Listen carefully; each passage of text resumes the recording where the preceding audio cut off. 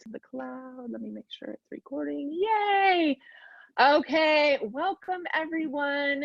So today, life throws you what it throws you, and things happen and technology works and then it doesn't. So my internet was out this morning, so I had to shuffle and shift at the last minute. And so I'm here with Judith Rich, and we're unfortunately not going live today on Facebook, but I will post the recording later. So you definitely want to, I'm glad that you're here watching the recording if that's where you're at.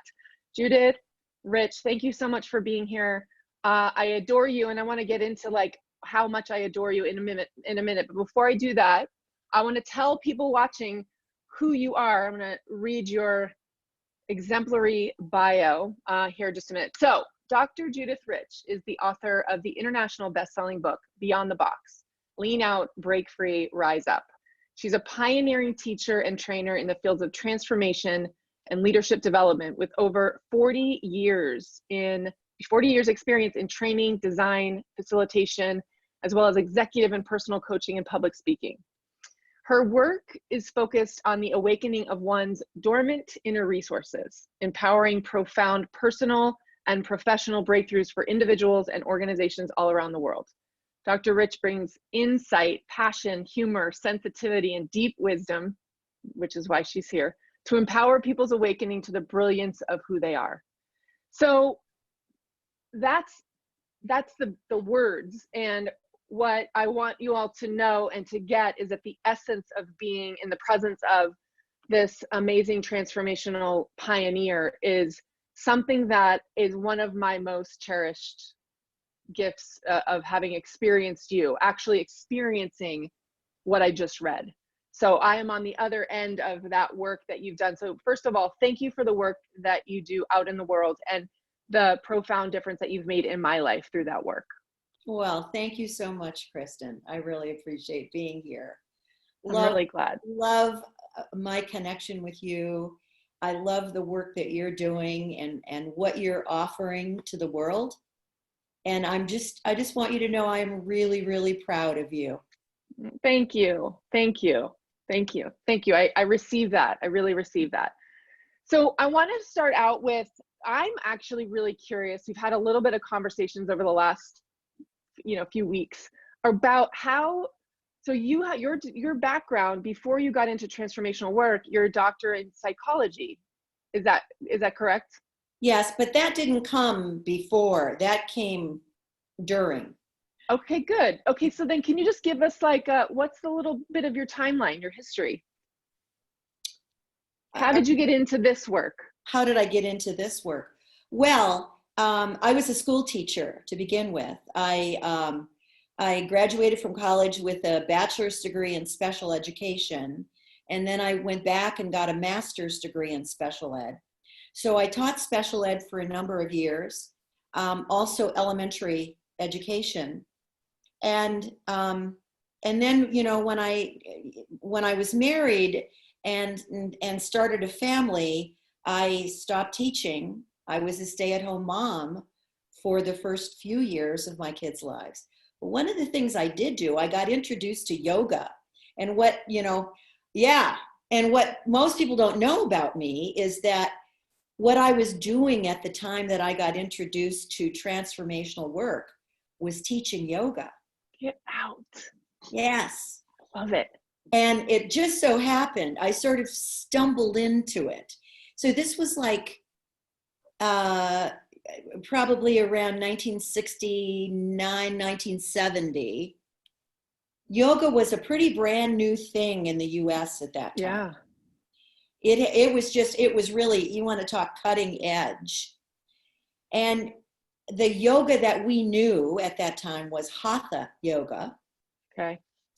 And so I sort of stumbled upon it. I found myself in a very small yoga class. There were about, I don't remember, maybe 6 or 7 of us. And everyone in the class except myself was a yoga teacher. Wow. So I learned yoga in the presence and the company of yoga teachers. Interesting. That's profound. And So then, I went on and studied yoga for, a while after that. And because I had this connection with all of these yoga teachers, they encouraged me to teach my own yoga classes. So my kids were young. In fact, I taught my first yoga class 3 weeks after my youngest child was born. What? Yes. Oh, you're one of those. So I was one of those. I guess I've always been one of those. Oh, always, still are. Still are. It's like the warrior archetype, the warrior goddess archetype. Yeah, let me just write Yeah, that down. so I gave birth and 3 weeks later started teaching my first yoga class in a junior college adult education curriculum, 75 students in the class. Wow. So I walked into this huge gymnasium at the junior college, had never taught a class before, 75 adults in the class. Wow. That's your first time teaching? Yes. Oh my goodness. Of course. Yes. Of course. Of course. Talk about getting thrown in the deep end of the pool. Mm-hmm. So I was teaching yoga at the time that I encountered my first transformational training experience. That's what I was doing, even though I had taught school before then. At that time, I was teaching yoga. So you were primed. I mean, yoga is meditation in motion. I mean, yoga is a very deep, it is a spiritual practice. Oh, for sure. For sure. So let me just, you don't have to spend too much time on this, but what did you go into yoga looking for that spiritual mindfulness, or was it mostly physical? Like what drew you to yoga? Well, it was mostly physical at the time. Okay. Yeah. Of course, it deepened for me. Yeah. And it became the spiritual mindset connection. But that didn't come right away. I think I came through the portal of just loving the physicalness of it. Yeah. So then how did that lead you? So the yoga instructors that you were in community with introduced you to transformational work? No, they didn't. Oh well, no, that was no. So many assumptions. Okay. Yeah. No, not at all. Not at all. I got introduced to transformational work in my early 30s through my husband at the time. I was married, and my husband got introduced to transformational work. Okay. He did it first. And then, I followed soon thereafter, which is how most people get introduced, obviously by someone who did it before them. Right. So, yeah. And then you fell in love? Not with him. I mean, I'm sure you fell in love with transformational work. Well, actually, we were having problems in the marriage. And so what really compelled me to, we were actually in marriage counseling at the time. Yeah. And so what propelled me to the trainings was looking for answers. Right. And, when I saw some interesting changes in him after he came home from the training, and I thought, oh, well, let me see what this is. Mm. So I went and had my own experience, and I write about this in my book. What happened for me in that first training experience was that everything in me that had been tied down, buttoned down, laced up, clamped down, came apart completely, just exploded. Yeah. And the person who emerged from all of that experience was the person that I had always been all along. And I had dampened her down. I had really kind of almost, not completely, but almost killed her off. Yeah. Because it wasn't okay to be her. It wasn't safe to be her. It wasn't acceptable to be her. She was definitely not encouraged to be her. How I was raised, how I grew up. And yet she showed little pieces of herself. I was a cheerleader in high school. Wow. And, Because you thought because that was what was normal and that's the way to go. well, in part, Okay. but in another part, that was an outlet for me. That was an Got it. expression for me. I'm still a cheerleader. Yes, you are. Yes, Only you are. the team I'm cheering for is human being. So I've just enlarged the team that I cheer for today. I love that. That's just profound. And here's there's the theme. So you were having issues in your marriage, and so you were seeking, right? And so what I want the people listening and watching to hear is, sometimes what it takes is a breakdown to really discover who we are, to really ask ourselves these questions of what's most important to me, who am I in the world for others, but also like the truth of who I am, which is what I'm hearing you say. Oh, for sure.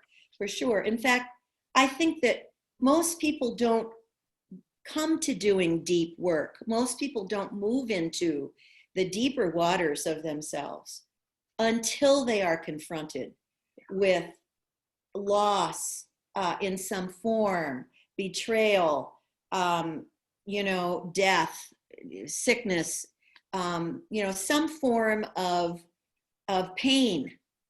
Just as people who come to you as a coach or to me as a coach are coming because something isn't working, because they're experiencing some level of pain and they're seeking answers. So for the most part, people who come to seek personal development, people who are looking to grow themselves, are being pushed by an urge to, whether they can put language to it or not, and oftentimes they can't, but are being pushed by an urge to open and grow and discover themselves, which is, of course, what we're designed to do.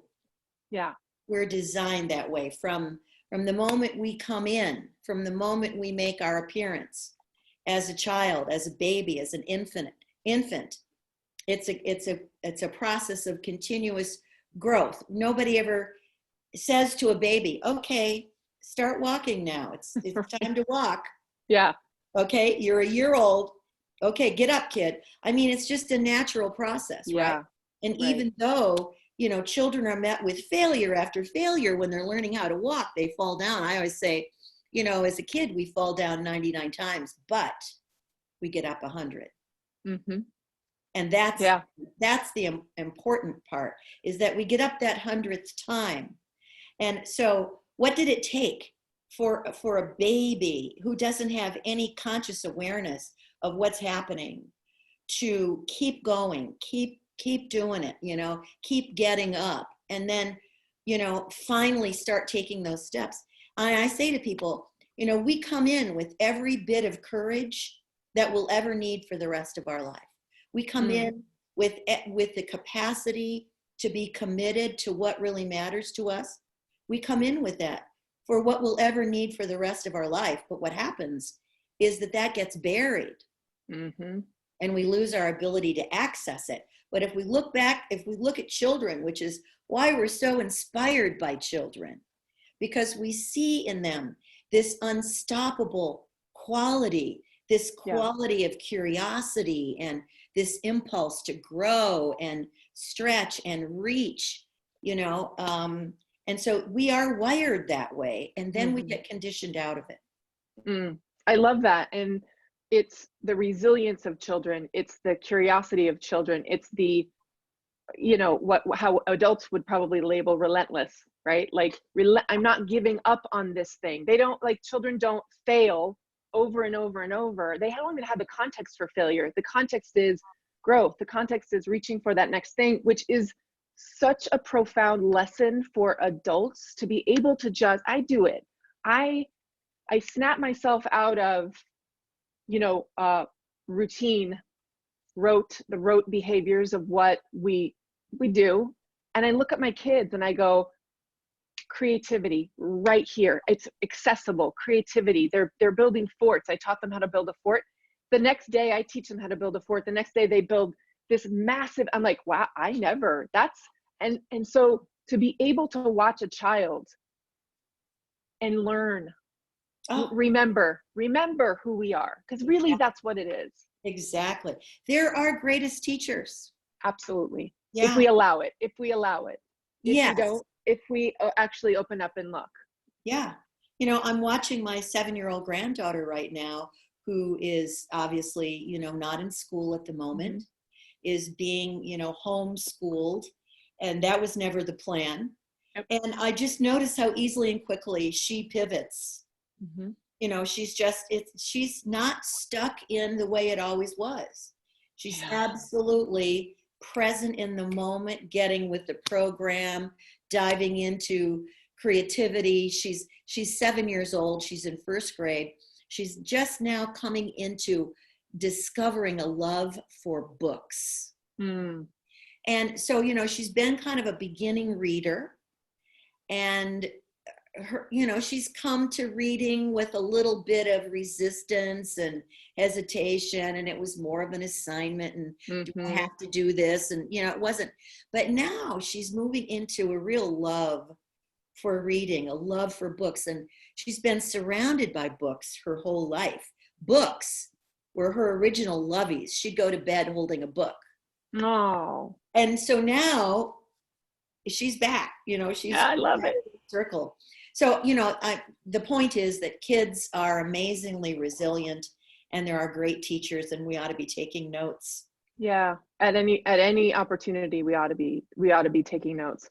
So one of the things that you had mentioned earlier is that you like I found myself in transformational work because I looked around my life and things were not working the way that I thought they should work, expected them to work, and that was my first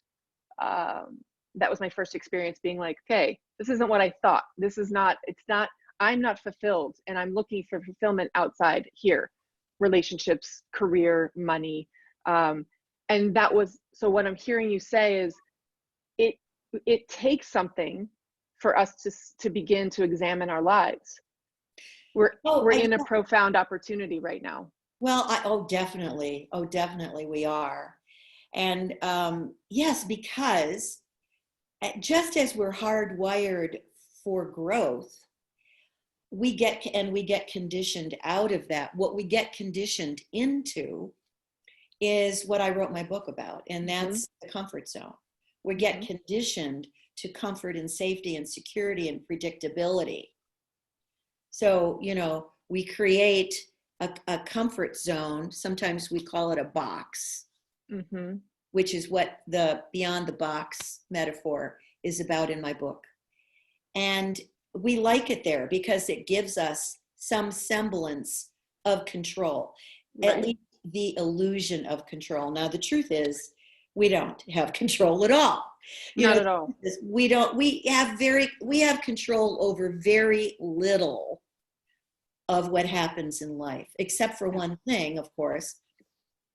And for some people, it's not an of course. For us, it's an of course. Of course. But for anybody listening to this for whom it's not an of course, what we do have control over is what we're going to do with what happens, how we're going to relate to what happens, what we're going to tell ourselves about what happens. Because another thing that is hardwired into us as human beings is that we're storytellers.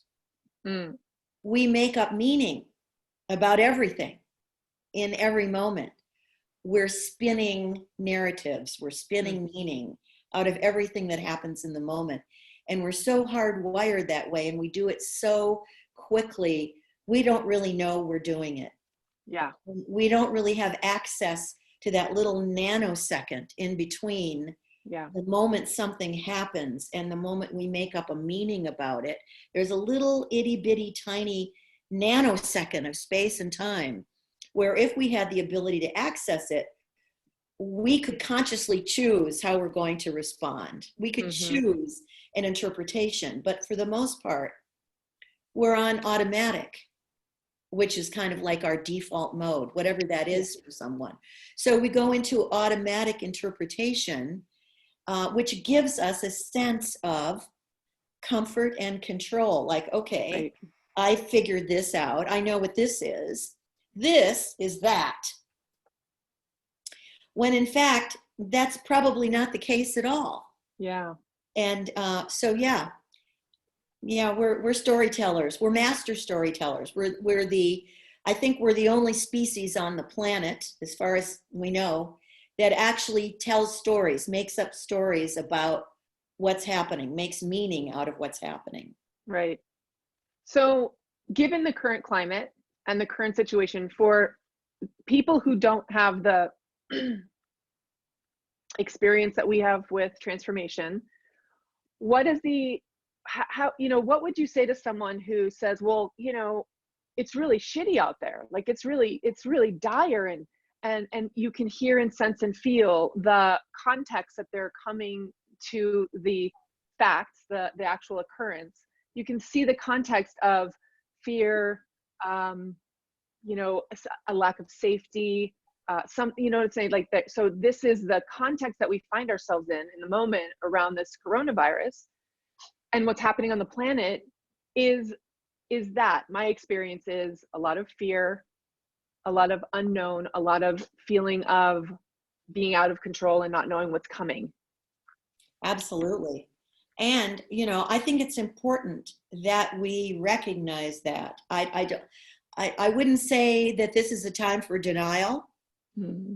Denial is not going to serve us right now. This is a time to really name and recognize what's happening. I think that we are in a collective grieving process. There is a deep sadness because we are experiencing a collective loss. And that is that the chapter of whatever it looked like before 3 weeks ago, or before 6 weeks ago, or whenever we want to start the timeline. For Americans, right? For Americans. Right. That chapter is over. So it's done. And we will never go back to that. When we turn the page to a new chapter, which we actually already are, and the people who are struggling right now, I'm not talking about the people who are actually sick with the virus, or right, who have a loved one who's sick with it, or who have lost a loved one. That's a different chapter. Mm-hmm. And we can talk about that too. But for those of us who, like you and me, and we're just kind of still doing our life the best we know how to do, and we're dealing with what we're being dealt. Mm-hmm. We will never go back to the way it was before. Yeah. So whether we're consciously aware of this collective loss, that is what's happening. I just listened to a little piece of a podcast this morning that was so touching and so poignant. This American Life. Do you know that podcast? I don't, but I'll look it up when my gosh. we're done. You guys, listen to This American Life. It was one of the first podcasts that ever was. Oh, wow. And yes. And so there are years and years and years of episodes in the archive. But the latest one, their episodes drop, I think, on Saturdays or Sundays. And the latest one was the story of one of the producers of the podcast has a friend in New York who they live in a small 500 square foot apartment. His wife is very sick with the virus. He is sick with the virus, and they have a toddler. So his wife is locked up in the bedroom. She's isolated in the bedroom, very sick. The only time she comes out is to go use the bathroom and then goes right back. He is in the living room, taking care as best he can of their toddler, and doing the best he can. And he's sick, and he talks about not having energy, can't get up, can't move. And here he's got this very young child. And so what his little girl said to him, and I think this is really what we're feeling in the collective. She said to him, "Daddy, I so sad. I so sad." And if we really let ourselves feel what's happening right now, it's very sad. And what our first line responders and doctors and nurses and people in the healthcare professions are experiencing, that, the dangers the risks that they're taking, the dangers that they're facing every day. So this is a massive, catastrophic on one level, collective event in the world, happening everywhere all at the same time. Nothing like this in our unprecedented has ever occurred. So there's that. And I think it's important that we name that and we recognize that. And so, people who are in fear and they're in upset and they're in pain about it, I think they get to have their grieving process, whatever that needs to look like and for however long that needs to take. And I was thinking about the Brene Brown also just dropped a podcast. See, I'm really into podcasts. I love it. Brene Brown's latest podcast is with David Kessler, who co-wrote the Kubler-Ross book on death and dying and the stages. Yes. Death. Oh, it's a fantastic book.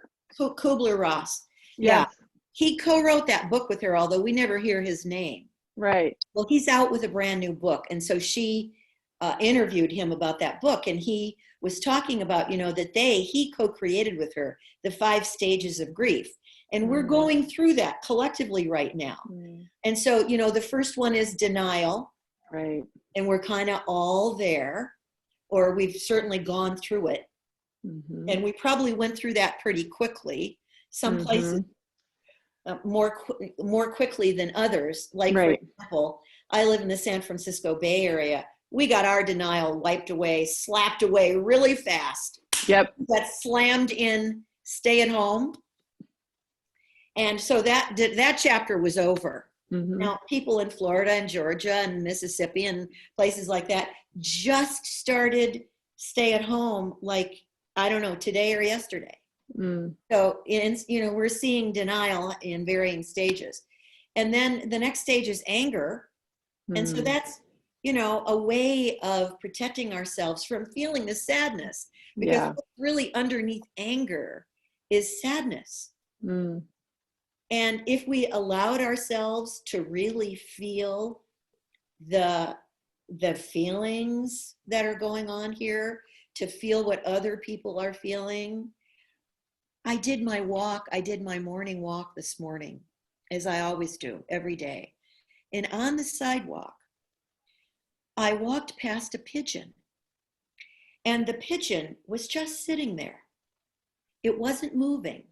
Now, normally if you walk close to a pigeon, it will fly away. This pigeon didn't move. It was sitting. It wasn't dead. It wasn't lying over. It was just sitting there. And I noticed it, and I walked past it, and I thought, well, that's interesting.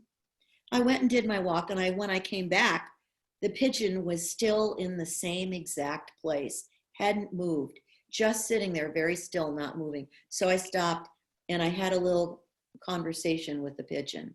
And I said, oh, pigeon, honey, I see you. Sal bona. I see you. I don't know if you're sick.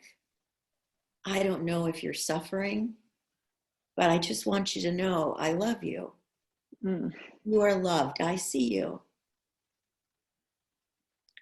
Know that you are loved. Woo! Yes, folks. And then I went on, and that really, it's like we're all like the pigeon, and some of us are stopped dead in our tracks. And then that pigeon was stopped dead in its tracks. Right. And so, those of us who are having a hard time right now and are in fear, we're like the pigeon. We're stopped dead in our tracks. We're in paralysis. Right. And so then, in terms of grieving, we go into bargaining, like, okay, if I stay in my house for a long enough time, then will it be better? because we're hardwired for certainty. Yes. You know, we want certainty. We don't do well when there's uncertainty because we're wired for certainty. Right. And then when it doesn't get better, then we go into depression. And that's the fourth stage of grief.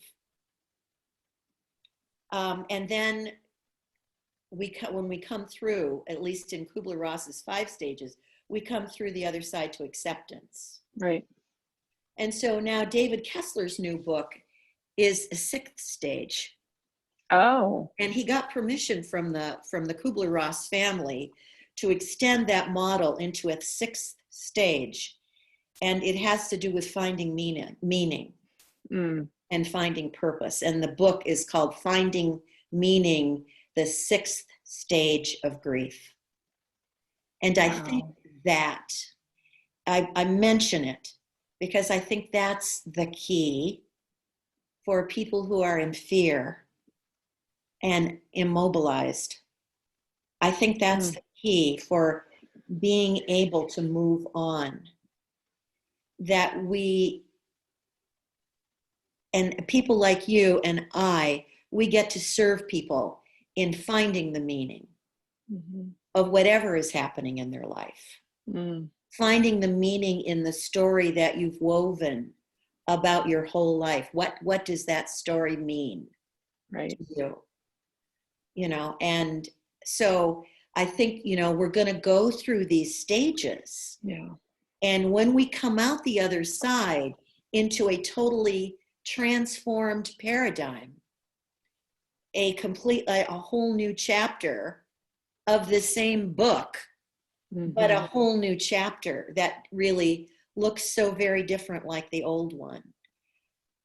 My prayer is that we would come through this experience having been cleansed, having been healed, if you will, that this is a collective shamanic experience. So profound. That we are being initiated. This is an initiation. And many of us have not come to it voluntarily. Some of us are coming to it kicking and screaming and heels down and arms folded and I don't want to, and, you know, all of that. Right. That's, you know, we say in the trainings, how we do anything is how we do everything. Right. Right. And so how we're doing coronavirus quarantine is probably a pretty good mirror for how we've done everything in life. Yeah. So if you've been one of those people that, you know, has preferred to sit on the sidelines and warm the bench in your life, chances are you're going to be there during this experience. But I just really want to encourage you, the bench warmers among us,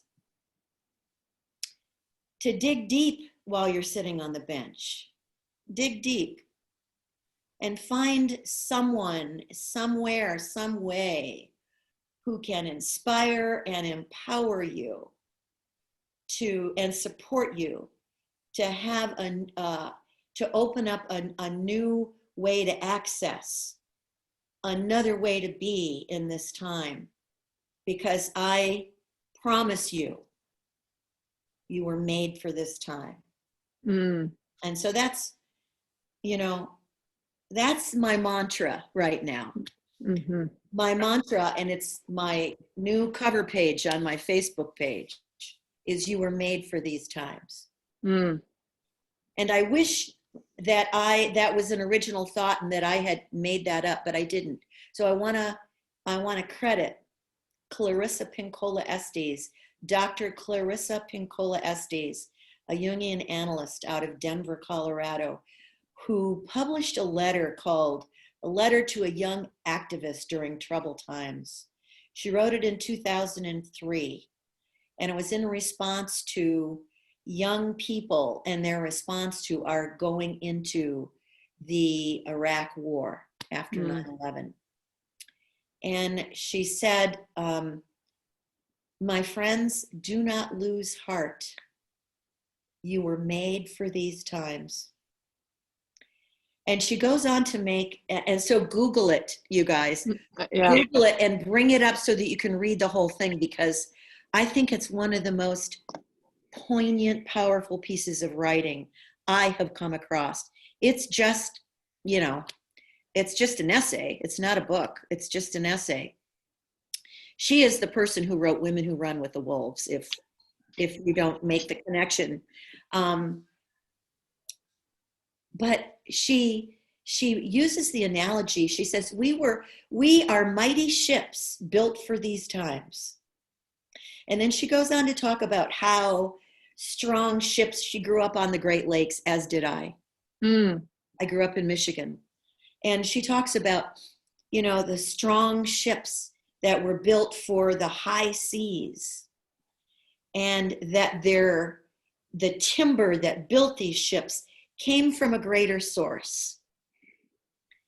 And, as a reminder that we come from a greater source, that we come from a source that literally, look what human being has survived over 15 billion years of evolution. We have been on the planet for 15 billion years. Look how we have evolved. Yeah. I mean, we came from the caves. We came, and we're wired for fight or flight. Yeah. So, that's how we have survived. And now we are being invited to move from the clenched fist of fight or flight, holding on for dear life to survive, to the open hand of acceptance and surrender. And at this moment of literally reaching out and making an offering to others. So, if we can move, so to that person who's just locked and paralyzed in fear, I would say to you, pick up your head and look out and find somebody who's in worse shape than you are, and reach out to them. Extend a hand. Okay, virtually right now. Right. 6 feet away. Yeah. Extend your heart to them. Yeah. Who could you be for them? How could you support them? How could you empower them? Because I think the way that we are going to make it through this, and the way the ones who are struggling more than others among us are going to make it through, is by reaching out to people who need support maybe more than they do. And be the one who has an offering, who gives an offering to other people. That's what's been the calling for me. I have a friend who's a client, and she lost 2 people in a matter of like a week and a half. And I thought, and this was just this morning, and I thought, what can I do? There's this feeling of helplessness. What can I do? What's going to support her? And I just reached out and said, I'm here. I've got a couple people that I think would be really able to support you. Let's get on a call if that feels like it would be supportive. And so I get what that makes me feel connected. That makes me feel like this life that I'm walking through, this iteration of life, I get to contribute. And I get to contribute. Absolutely. Absolutely. Yes. And, I'm thinking of parents right now, because I have a daughter who has a young child, and she's home from work, working from home. Her child is home from school, now being homeschooled. And I'm thinking of all the parents that are now, in addition to everything else, are now, needing to have 2 roles. Full-time teacher and working from home and keeping all these balls going. And they don't have the luxury of being scared. I look at my daughter. She doesn't have the luxury of being scared right now. It's like chop, chop, you know? And so we're all digging deep, and we're being mandated to rise up. We're being mandated to step up, rise to the occasion. So my book, which I wrote, over time, probably the last 10 years I've been writing this book, little bit at a time. And the subtitle of the book, which is so prescient for this time. It's so fantastic. It's Lean Out. Now, lean out, break free, rise up. Now, okay, so we know about lean in, we've been taught to lean in, but I'm saying lean out. And what do I mean by that? I'm saying lean out of your box. Yep. Right? Lean out from the old chapter. Break free of your old patterns, of your conditioning, of your old limiting beliefs and the stories that have held you back and all your excuses and reasons as to why you can't fill in the blank. Fill in the blank. Right. Why you can't, why you didn't, why you couldn't have the life, have the dream, have the relationship, have the marriage, have the job, have the money, all of that. Why you couldn't have that. Break free. Now, people don't do that work too well on their own. Yes. Which is why I wrote the book, which is why there are people like you in the world who are coaches. This is what this is the moment for people who are in the coaching business. Right. And your job is totally online, mostly, except when you hold live events. Right. And now those live events get to be redesigned, as do mine. Yeah.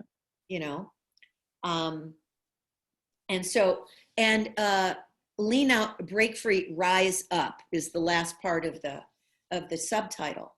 Lean out, break free, rise up. This is the mandate of our time. It's brilliant. It's beautiful. I love it. It's like this collective energy of, and the way that I've been describing the opportunity that we have is just that it poses the question, now what? Because, in my business, a lot of people said, I can't do this, and they backed out.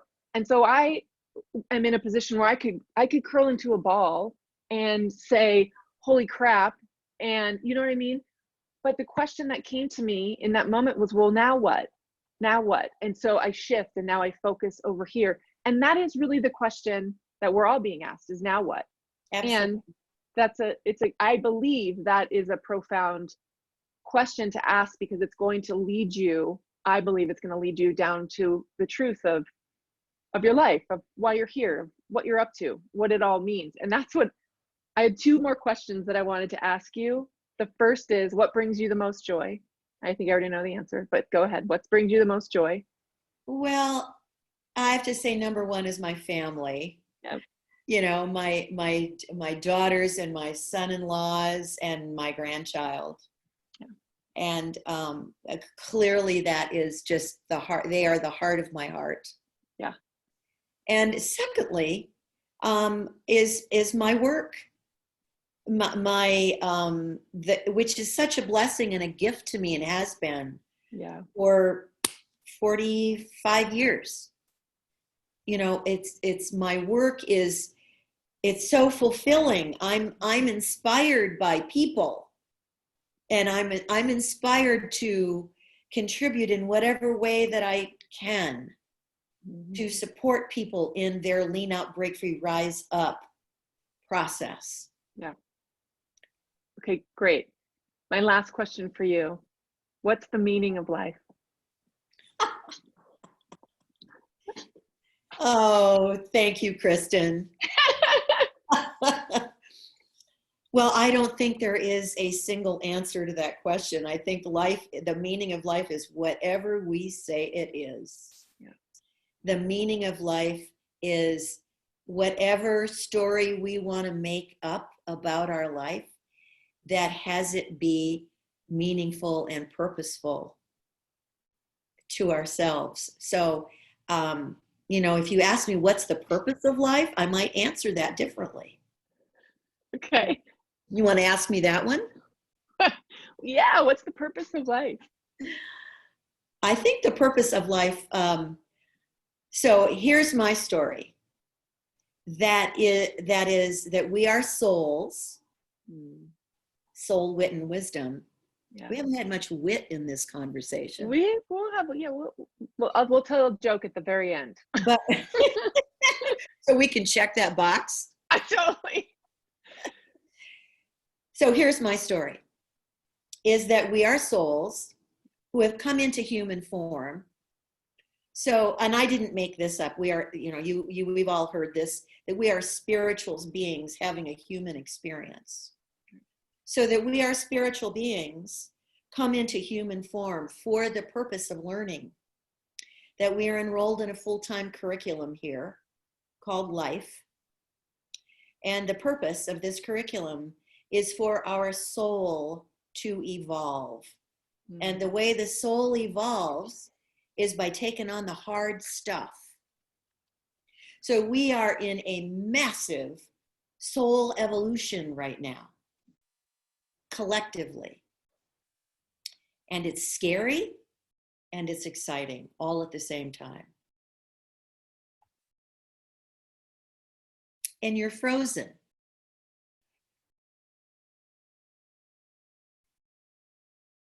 I don't know if you can still hear me. I'm sitting here being quiet. You're over there frozen. I'm not quite sure what's happening. And now I'm just seeing a blank. So here we are, guys. I guess I am the host of this podcast now because Kristen has disappeared for the moment. But let me just finish what I was saying a moment ago, is that we are in a collective soul evolution. And so this is, let's get with the program. Put your big girl panties on, put your big boy panties on, and let's get about the business of creating ourselves, of really reinventing ourselves to be the kinds of human beings who are equipped to live and operate in this new world. And I don't know if we're still recording. I think we are. Gosh, I'm home alone. I feel like I'm in the movie Home Alone. So I'm just going to keep talking because I don't know whether I'm just talking to myself on the screen or whether anybody is in here with me because we're not live. Okay, Kristen just sent me a text saying that she's reconnecting. But this is what's happening, kids.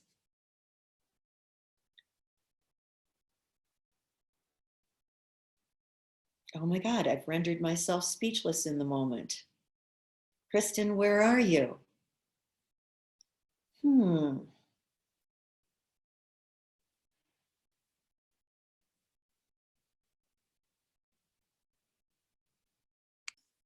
Oh, thank you so much. I appreciate that. Okay, I'm back. I was gone for a while. She was gone. It was just you and me here alone, guys. Yes, yeah, it was just you. And thank you so much for continuing to talk because... Yeah, I did. It got a little weird. I finally...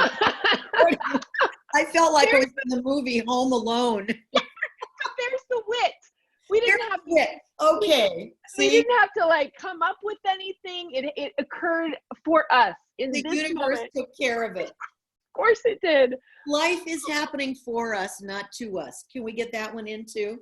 And you know what? That really is just if nothing else, that if we could just say in any moment, what is, how could I take this in any moment, how could I respond to this? And that's really what this is an opportunity for, is now what? How do I get to respond? Yeah, in any moment, how is this serving me? Even though it's scary and painful and I don't like it and I don't want it. Yeah. And I'm not, I didn't volunteer for this, right? Yep. Nevertheless, how is it serving me? Yeah. And what can I learn from it? So what can I learn? Yeah. So what I'm going to do is I'm going to trust that you answered the question of what's the purpose of life that I missed, and I get to go back and watch it, and it's fantastic because the last thing I want to edit that part out. That's okay. The last thing I heard, hopefully I wasn't frozen in a real funny face, but that's okay if I was. the last thing I heard is how we evolve is by taking on the hard stuff. And you know what? That's my belief as well. That's my belief as well. Why would we come out of our box? Why would we come out of our box? Because the comfort zone is so comfortable. Because magic is outside the box and possibility is outside the box, and everything, every human experience that we want, the feelings of love and aliveness and passion and freedom and self-expression, is on the outside of the box. So here's the problem with that, though. Yeah. The problem is that from inside the box, we can't see that. From inside the box, we don't know that. So when we're inside the box of safety and comfort and predictability, we think that's it. We think that's our world. That's how we define our joy and you know, so we don't know, because outside the box is the unknown. That's why we don't go outside the box unless we're kind of forced out by something. That's why, you know, the soul does the hard work. The hard work that we're doing is soul process work. The soul works. Well, another word for depression is a soul descent. A whole other chapter. Ooh, go down a whole new road. We could go down a whole new road, which we don't have time for on this. No, but maybe we'll do another one. Yeah. But depression is a soul descent. The soul goes to the deep, dark waters of the being to do its work. And that's not comfortable. No, it's not comfortable. You know, childbirth isn't comfortable. No, you know, anything that I've ever accomplished that I really wanted, that was challenging, and on the other side of it was just beautiful. It's hard. It was hard. Childbirth is hard, and pregnancy is hard, and having a business is hard, and having a marriage that has been here. You know, I've been married for I've been with him since 2002, and that's hard. It's work. It takes something. It takes, you know, it takes me being outside of my box of right. My box is right. Right? It takes something, and I'm willing to do that because I know what's on the other side, and my soul knows what's on the other side. So I love that. Okay, what I want to do to wrap up is talk about your free gift. So for those people, listen, this interview is going to be out on Facebook, and anyone can watch it. And Judith has offered a chapter in her book. And so if you want that, you go to soulwitandwisdom.com. You put your name and your email address into the box. You get access to her chapter. You get access to any of the speakers that I'm interviewing. You get access to all their cool, fun stuff. So tell us briefly why this chapter. So the title of this chapter is called, What Would You Do If You Knew You Couldn't Fail?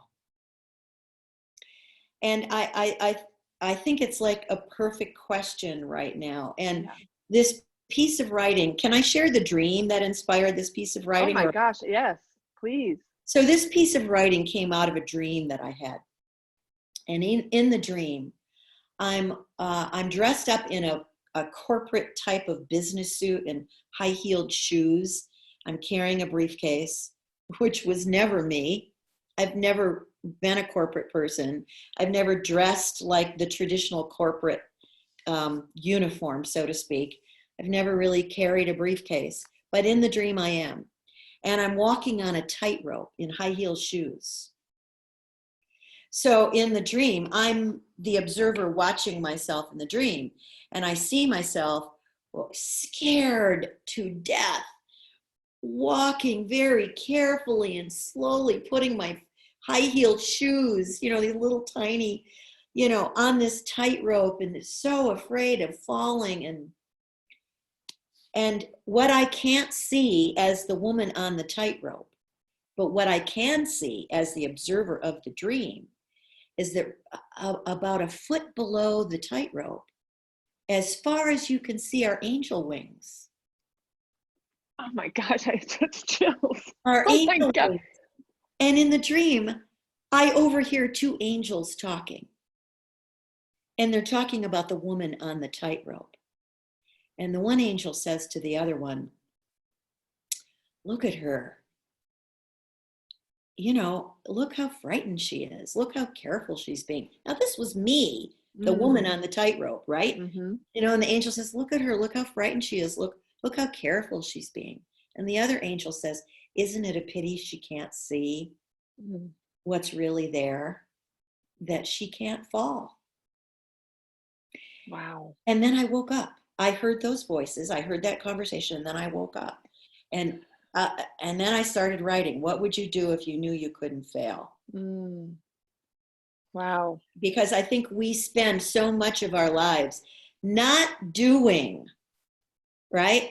Yeah. Not living our dreams, not even daring to dream, you know, not allowing ourselves to become fully self-expressed out of fear of what other people would think, or, you know, of rejection, or, you know. So this chapter is inviting the reader into the question for themselves: what would you do if you knew you couldn't fail? And I invite people into a 100-day challenge. Ooh. Not a 5-day challenge, not a 10-day, a 100-day challenge. Yeah. But spend the next 100 days taking yourself on. Pick a couple areas of your life. You don't have to do your whole life that way, but pick some area in your life that you haven't, you know, you've put on the back burner, you've given yourself an excuse or told yourself a story that you can't do this because, and then you've got a story about why you can't, and take it on. Now, you might want to get a coach to support you do that. Might want to have some accountability. Kristen's a really good one. Didn't pay me to say that, but you know. Oh, I love you for that. Yeah. Yeah. So that's what the chapter is I'm sharing with people, and that's why it's so perfect. And you know, you've got all the time in the world. Who knows, right? We've got all the time in the world, and life is now. We've got all the time in the world, and life is now. Meaning, whatever you're doing in this moment defines tomorrow. Whatever you're doing in this moment. So we have the power to choose. We really have the power to choose a new future, the future that is, you know, here or here, that we thought never in my wildest dreams. And so I love this conversation. Yeah, we have the power to choose a future that wasn't going to happen all by itself. We have the power to choose a future that's not already on its way. It's not the default future. It's not the one that's already coming, but it's a future that absolutely does not exist and will not exist unless we write it. Love it. I love it. I love you. Thank you so much for talking, for bringing this conversation, the depth of who you are, and the message and the magic that you spread just in your being. You know, if you've never, I hope that people watch this over and over again, because there's so many brilliant little pieces of wisdom and nuggets, and the soul conversation at the end. I think that's funny that I got cut off, because now I get to go. There's our humor. So I love you dearly. Got to check the box of wit. Thank you so much, Kristen. I love you. Thank you so much for contributing and coming on. And you guys, listen, soulwitandwisdom.com. Put your name in the box. Get the chapter, and you know what? Get the book. The chapter at the very end of the chapter is a link to her book. It's brilliant. She's brilliant. I love you dearly. Thank you, my dear. Thank you. Thank you so much. I appreciate it. Okay, guys. Until the next time. See ya. Bye. Bye. Okay.